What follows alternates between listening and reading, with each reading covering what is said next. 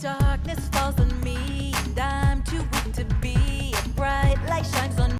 My father started the company in 1923, and it was just a very small one-location company in Quincy, Massachusetts, named after his adopted city. Quincy was known as the Granite City because we mined the most beautiful granite, and everything in Boston that's granite is granite from Quincy.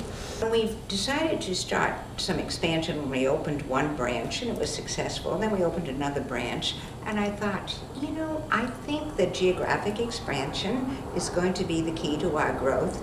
And so I kept on expanding the company. I had started with this one location in Quincy, and we now have 24 locations in New England. And so it grew.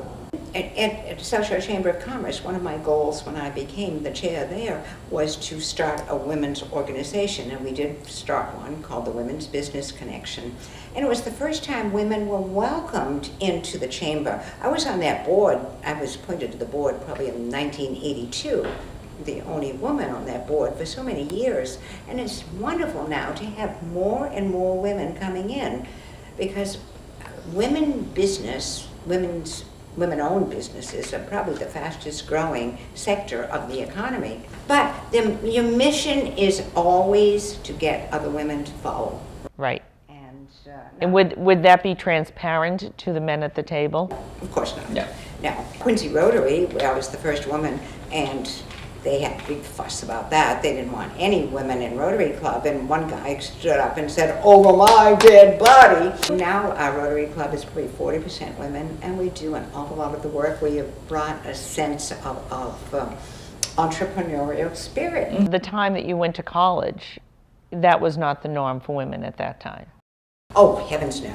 When I graduated from college in the 1940s, 1948 to be exact, I thought about looking for an MBA program, but there was not an MBA program open to women. The medical schools were closed to women, Right. The law schools were closed to women, and certainly the business schools. Right. And we accepted it, Mm-hmm. but we did. Mm-hmm. People do talk about Title IX, 1972, that with the beginning of women on organized athletic teams, that we've created a new generation of women that have grown up with a team environment. No question. Title IX was probably the second most important legislation for women. I think the first, of course, was the Equal Rights Amendment, which wasn't really until the 60s. And Title IX, we had to wait until the 70s for that. But I think that women being part of a sports team teaches them some of the abilities that you need to be successful in business.